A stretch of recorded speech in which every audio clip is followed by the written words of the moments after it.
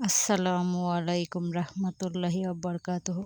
কিভাবে নিজের সম্মান বৃদ্ধি করবেন তার 5টি টিপস আমি আজকে আপনাদের বলবো।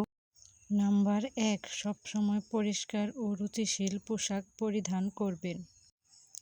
কারণ একটি কথা আপনি মনে রাখবেন, প্রথম দেখাতে আপনার ব্যক্তিত্ব প্রকাশ পায়। নাম্বার 2, নির্বোধের সাথে কখনো তর্কে জড়াবেন না।